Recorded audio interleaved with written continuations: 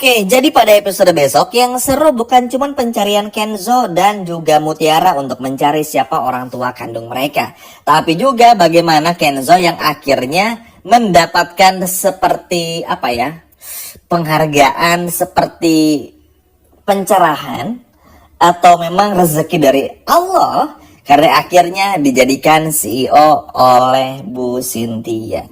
Ya, seperti yang kita semua tahu, Kenzo ini tuh harus keluar dari perusahaan bapaknya sendiri karena konflik yang tidak kunjung usai. Sehingga hal ini akhirnya membuat Kenzo pun memutuskan untuk resign dan akhirnya mencari pekerjaan.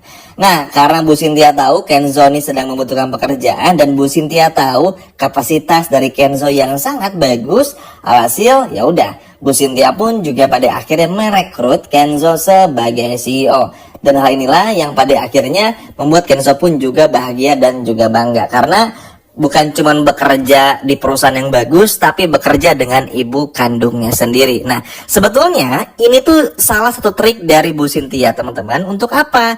Untuk kayak ngeberitahu semesta dan dalam tanda kutip Kenzo ini mama loh gitu. Kayak pengen ngasih tau kayak begitu. Makanya Bu Cynthia sengaja merekrut Kenzo bekerja dengan dirinya. Ini tuh bukan tanpa alasan, tapi supaya bisa dekat sama Bu Cynthia. Bu Cynthia pun juga akhirnya bisa mengambil celah. Contoh kecil-celahnya apa? Yap, tes DNA diam-diam bersama dengan Kenzo untuk ngebuktiin kalau memang Kenzo ini tuh golongan darahnya sama dengan mantan suaminya dan juga golongan darahnya ketika nanti dilakukan tes DNA, entah itu melewat darah atau mungkin rambut, itu hasilnya bakal cocok atau positif. Jadi ini trik-trik sedikit dari Bu Cynthia. Mungkin teman-teman bertanya-tanya, kenapa ya Min, Bu Cynthia kok nggak ngomong langsung aja sama Kenzo? Misalnya, Kenzo kayaknya kita nih ibu sama anak loh, kenapa kita nggak tes DNA aja ya? Nah, Bu Cynthia ini tuh memang orang yang cenderung lebih hati-hati, teman-teman. Makanya kalau kita perhatiin, meskipun Bu Cynthia tahu semua rahasia Rianti ya, kan harusnya dengan Bu Cynthia diperlakukan buruk, kan Bu Cynthia tinggal bilang, Mutiara, Rianti ini tuh istri keduanya Aditya loh, dan istri pertama Aditya tuh Widuri. Kan bisa aja bilang kayak begitu, ya enggak? Tapi enggak, kenapa? Buat Bu Cynthia itu tuh nggak elegan. Toh Mutiara pasti bakal tahu dengan sendirinya.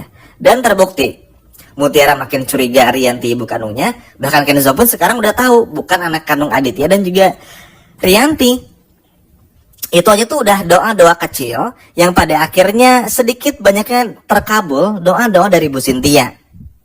Dan bagi Bu Cynthia, ngebalas keburukan orang tidak perlu dengan keburukan lainnya. Mirip lah seperti petuah dari Widuri kepada Mutiara.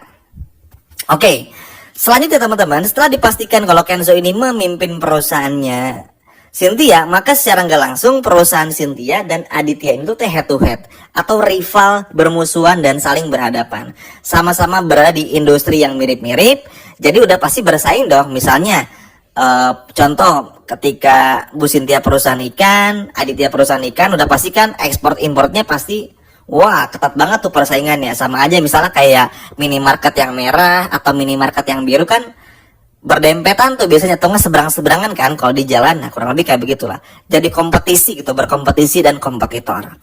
Nah ini pun juga terasa banget. Wah, Aditya ngamuk bukan main teman-teman, karena Aditya merasa kalau Kenzo ini tuh udah dalam tanda kutip kayak begituin Aditya dari belakang karena nggak bilang-bilang gabung dengan Bu Cynthia. Karena gini teman-teman, kenapa pada akhirnya Aditya sebegitu marahnya? Bukan karena Kenzo yang akhirnya tetap kekeh ya ngebela Aurel dan lain sebagainya macamnya, bukan, tapi karena tahu dengan bergabungnya Kenzo ke perusahaannya Bu Cynthia, Aditya marah kenapa sih Kenzo malah ngemajuin perusahaan orang lain, bukan perusahaannya sendiri, perusahaan milik bapaknya.